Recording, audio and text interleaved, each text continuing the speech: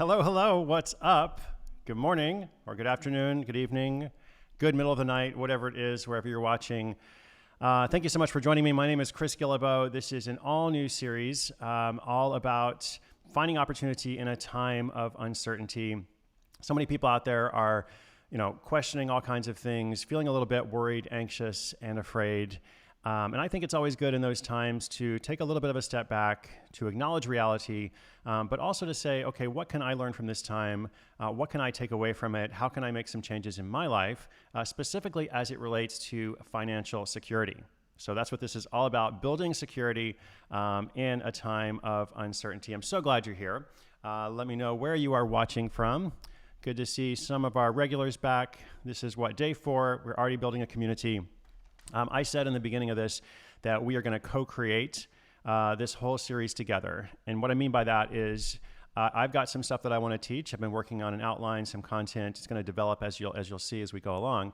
But I also very much want it to be an interactive, participatory experiment, essentially. So feel free to ask questions at any point. I'll try to address as many questions as possible during the stream, but I also go back at the end and read all the comments and kind of use that to think about, okay, what am I going to do next? What do people need to learn? What are the needs people have? Every day is going to have a daily challenge for you, a short lesson, a question of the day, which we're going to go to in just a moment, and maybe a couple of surprises. We'll see. So it looks like some folks are logging in from all kinds of places. Awesome. Welcome to our viewers in India from Hyderabad and Bangalore. Nikki, I believe, is in Austin. Sean, Orange County, Los Angeles, Vienna, Crofton, BC, Maine, Somerset, New Jersey, Denver.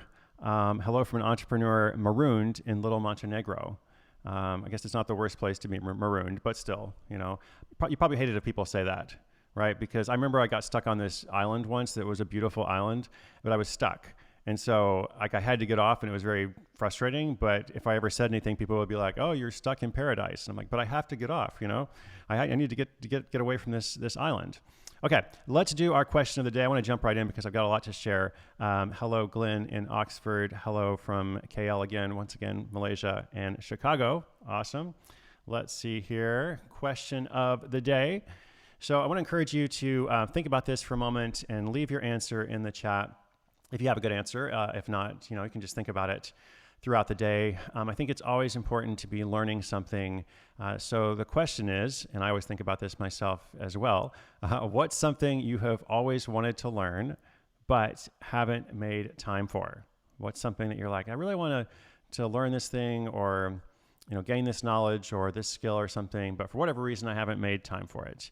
Now, maybe in this great time of I don't know, whatever you want to call it, the time of lockdown, the time of COVID-19, the time of what in the world is happening, there might be a chance to pursue that, and maybe not, depending on what it is. If the thing you've always wanted to learn is to go out in the world and talk to 100 strangers, then maybe that's not the time for this, but could be something else. And while you're answering that in the chat, just tell you a little bit more about how this works. So it's a daily program, weekdays at 9 a.m. Pacific, and there'll always be a replay later. But if you watch live, you can participate in the chat and just see what other people are talking about.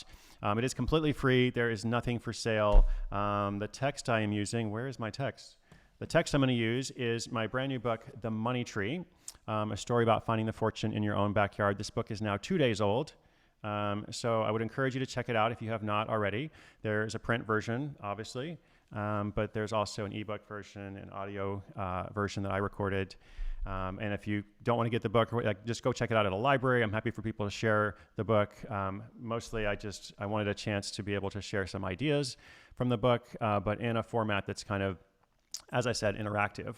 I had hoped to be on a 40-city book tour during this time, but of course that is not happening. So this is what I'm doing instead. So do me a favor, hit the thumbs up button if you don't mind. Also on the video, I meant to say that. That helps YouTube and helps me, supposedly. You can also subscribe to get notifications of each day's episode. Cool. Let's see what some people answered here. Marianne said she's always wanted to learn yoga.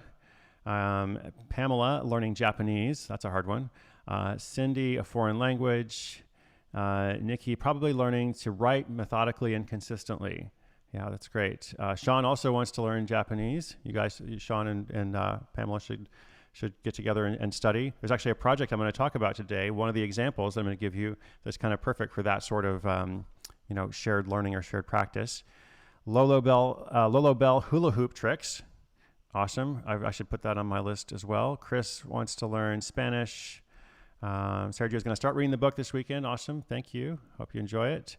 Side Hustle School is still every day. It is. Side Hustle School is 7 days a week. You can listen in Apple Podcasts or wherever you get your podcasts, or just at sidehustleschool.com. I'll actually mention that a little bit later in the examples when I tell those stories.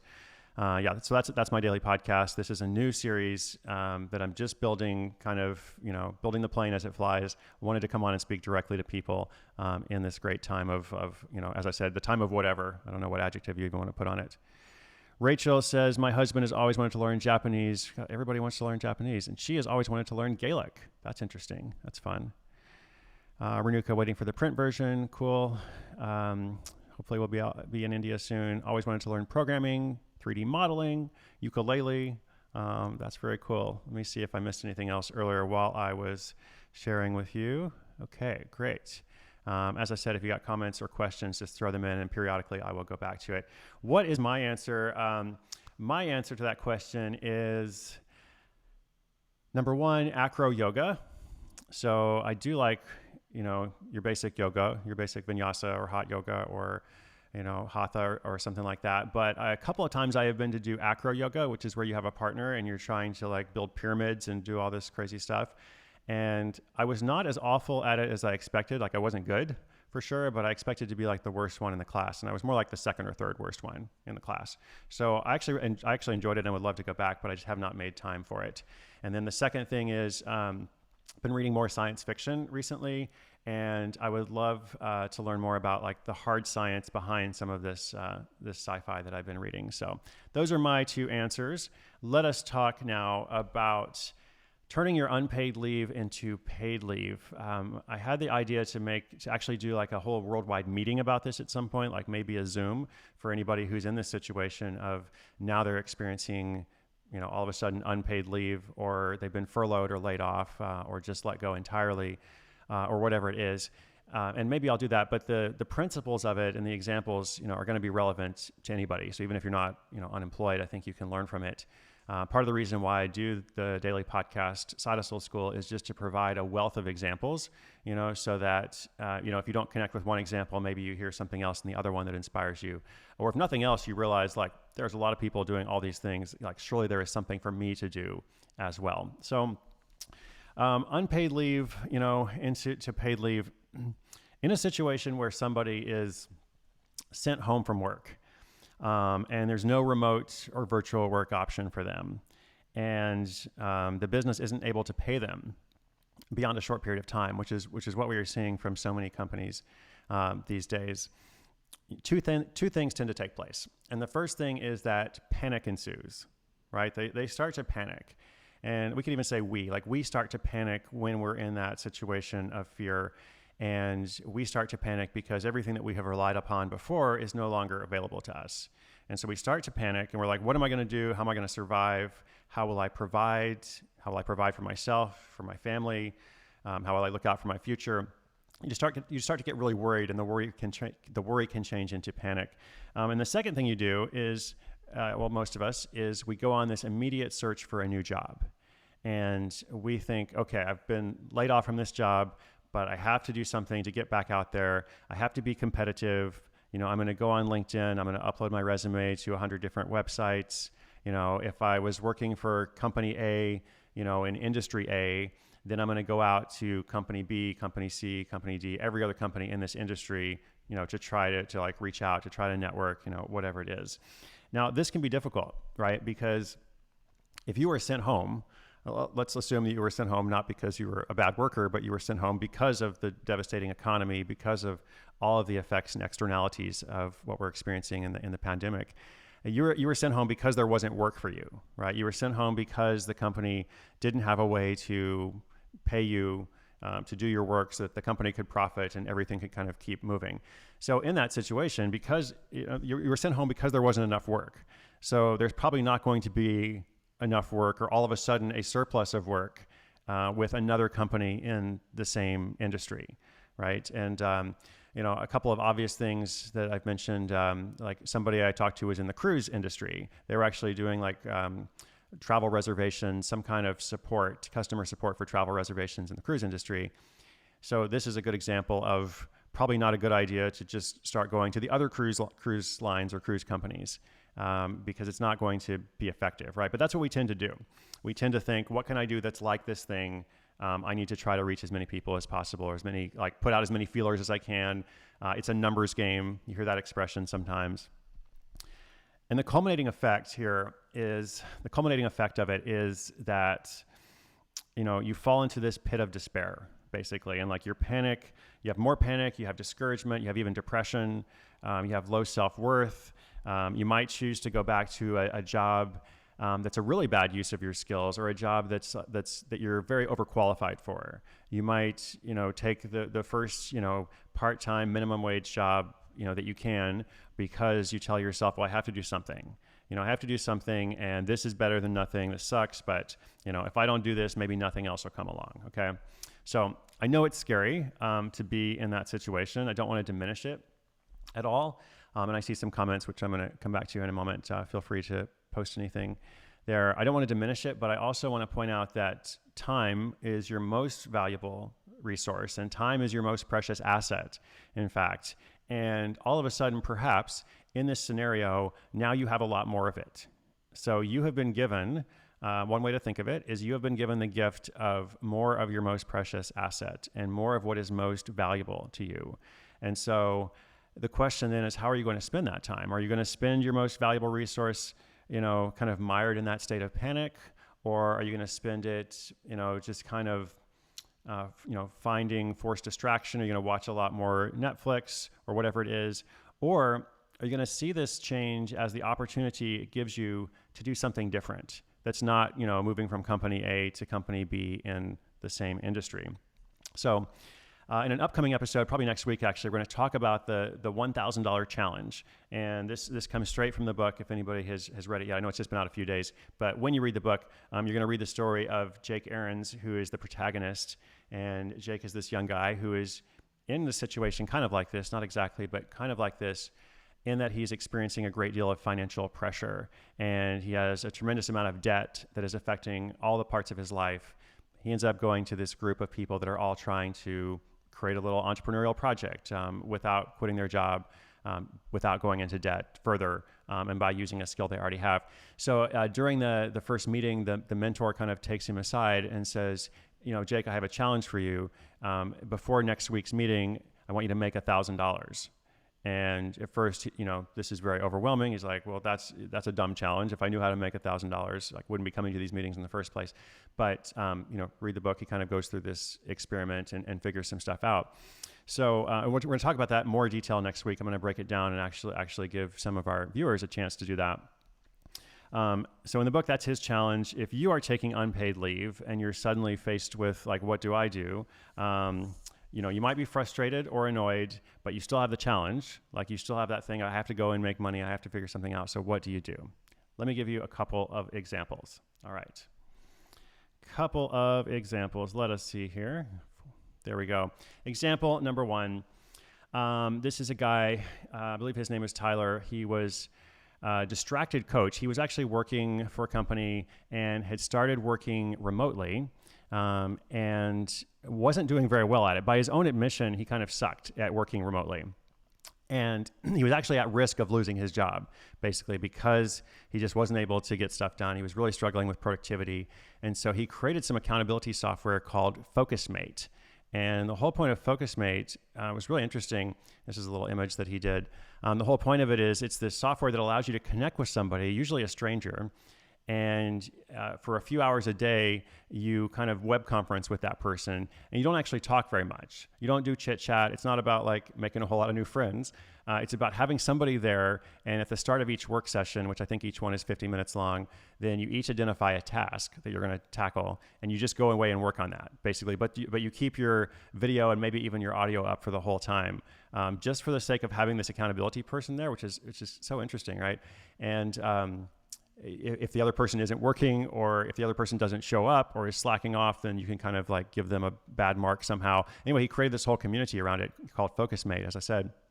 And he ended up raising something like $80,000 through this really creative crowdfunding, like user investor model. And so I often don't talk about raising money, but in this case, it was really specific because it was crowdfunding. It wasn't like he was going out to try to find like angel investors. It was actually asking his users if they would be interested in investing in the platform.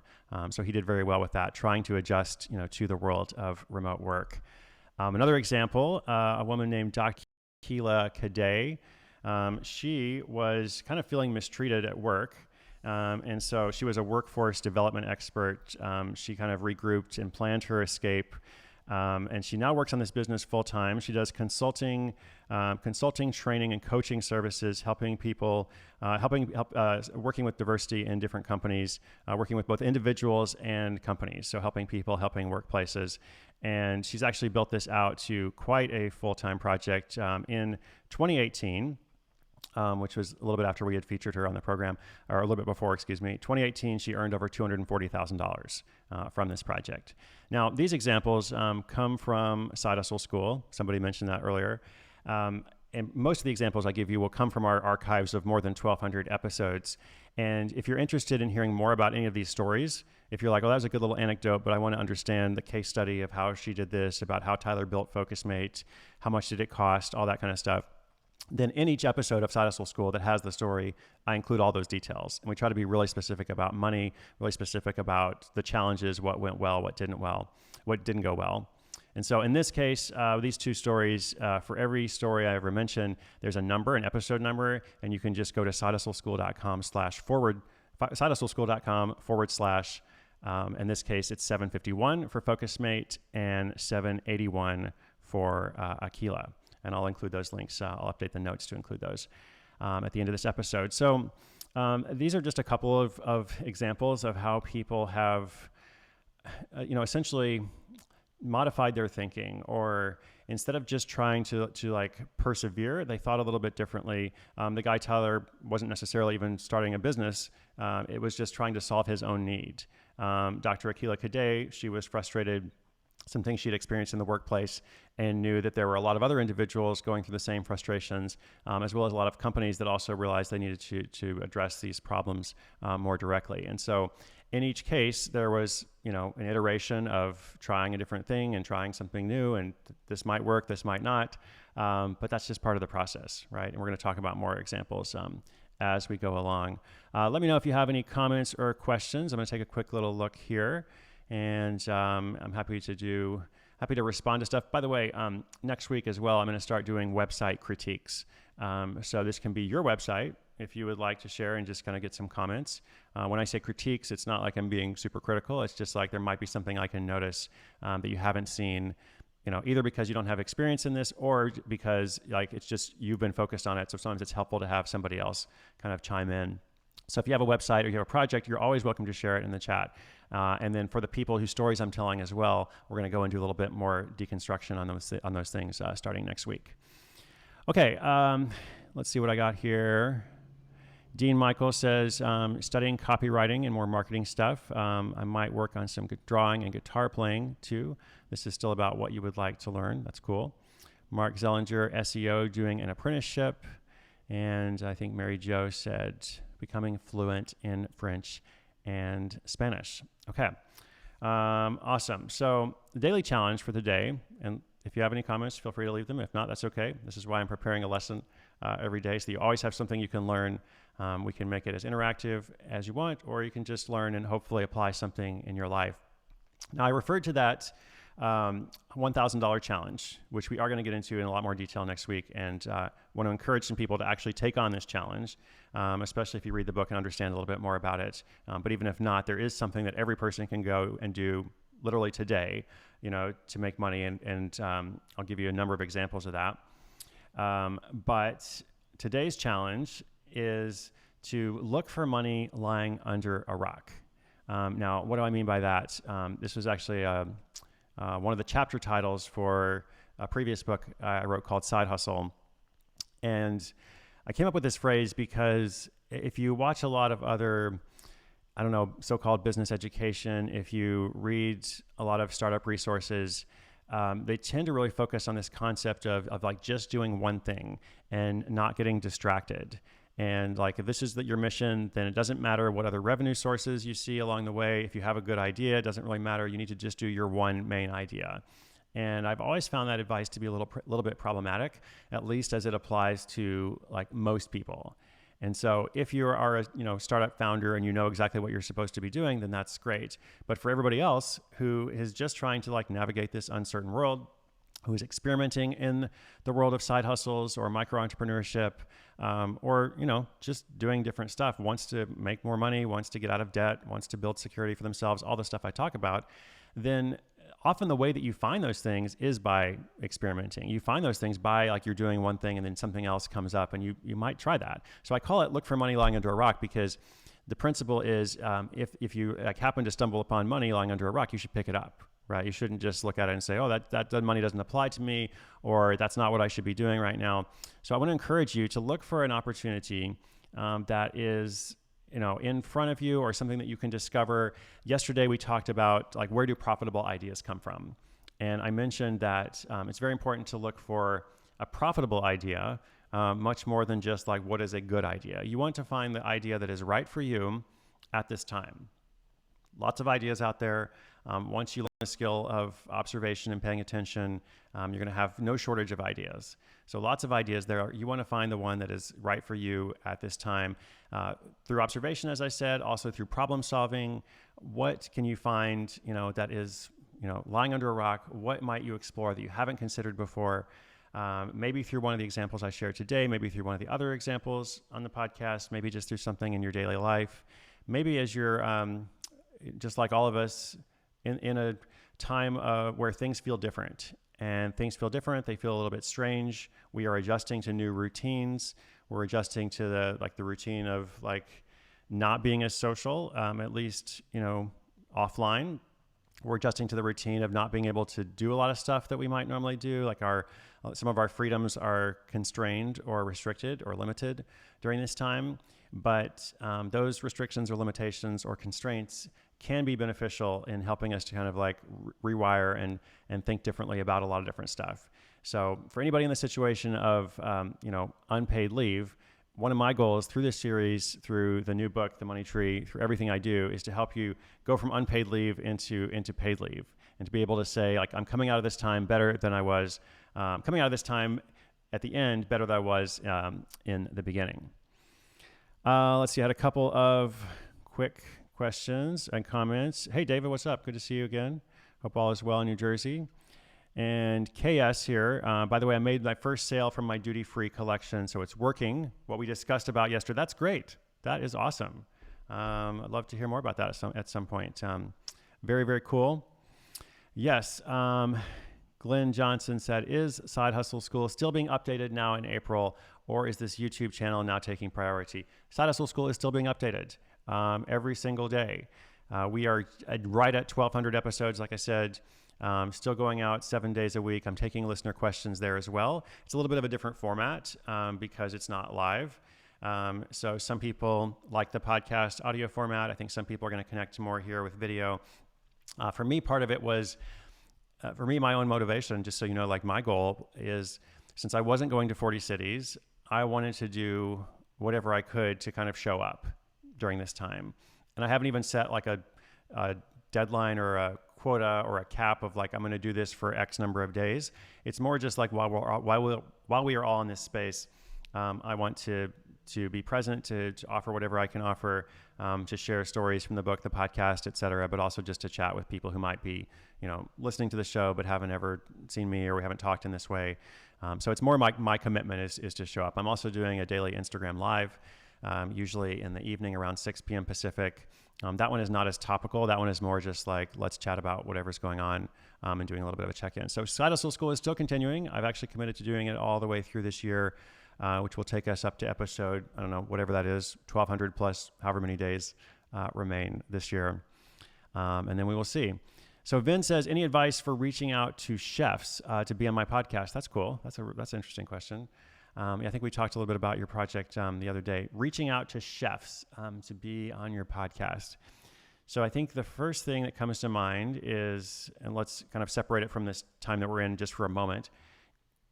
Chefs tend to be pretty busy. Chefs are busy. They are working different hours. Also, like they tend to be, they don't work like a 9 to 5, right? If you're a chef. And so they're often busy. They may not always be accessible in terms of, they're not like on social media all the time because they're often in the kitchen or they're planning. They have a lot of different responsibilities, especially if it's a chef plus like somebody who's also the owner of the restaurant. So how can you reach them? Where do chefs go? Where do they hang out? And then maybe the question is, what is their interest? Like, why would they want to be on your podcast? So I think the answer probably is connected to these things. Why would they want to be on their podcast? Why would that be good for them? And how can you reach them? Because, again, some of those people might be a little bit different from others who are, always online, working normal hours, et cetera. So let's say they want to be on your podcast because, you're going to give them exposure, or because you're going to give them a chance to share their story with other people, that are also in the restaurant industry who might benefit from it. That's also a benefit, like being able to help other people. Or there could be something else as well. But the idea is like, hey, you're reaching out to a chef, let's say Mark here, Mark Zeilinger, sorry if I said that wrong. Mark is a chef, and Vin is reaching out, say, hey, Mark, really like what you're doing with this restaurant. It's really creative and different. I've got this podcast that's all about X, and I thought you'd be a really great guest on it. Here's why it's going to be simple and easy. I think this is important. It's going to take, 20 minutes of your time or 30 minutes or however many minutes it is. And I'm going to give you a link. We can do it on Skype or Zoom or whatever is simplest. I'd be really, happy if you could do that, and I can work around your schedule.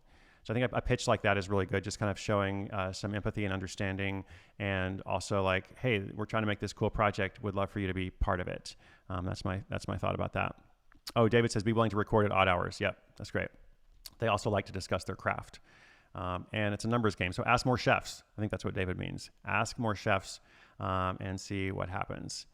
Okay, one more question here. I want to try to keep it right around 30 minutes or so.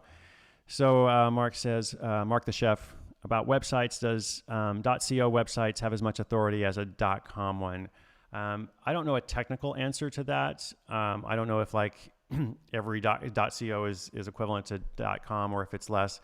I think it really just kind of, it depends on getting a good domain. I think getting a good domain name is the most important thing.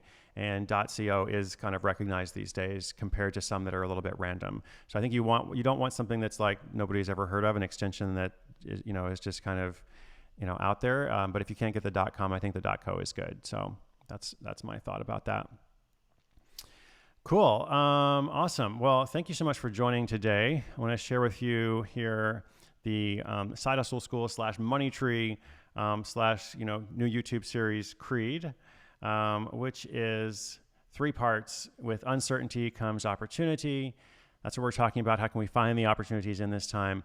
Nobody's going to care as much as you do. You have to invest in yourself. It's so important to choose to invest in yourself every day through learning, whether it's learning Japanese or ukulele, hula hooping. I'm going to add that to my list. Or trying to spend 20 to 30 minutes a day doing something to get closer to a long-term goal you have, such as financial security, which is what this is all about. And then last but not least, you can do more than you think. Whatever you have believed is possible, there is actually more out there. And you'll find that once you start taking the steps towards, starting that podcast about chefs, or Mark's, SEO project, or KS here, who, what did KS said, made their first sale. Whatever it is, there's going to be many more sales there because that person took the first step. So I hope you will as well. And I look forward to highlighting lots of stories. Got one more episode tomorrow, then off for the weekend and back Monday. I do hope that you'll return. Feel free to share this with anybody. It's completely free, as I said. Just want to be a resource. So you are amazing. Don't forget that whatever's going on in the world, you're not defined by the panic and the chaos and the disorder out there. All that stuff is happening, but there's also something that you can do. You have a certain amount of autonomy and control. And that's what I want to talk about in lots of different ways, examples, tips, challenges through this series. So look for money lying under a rock. I'm going to talk a lot more about that next week with the $1,000 challenge. Check out the Money Tree if you haven't already. And I hope you will return. Have a wonderful day. Take care, everybody.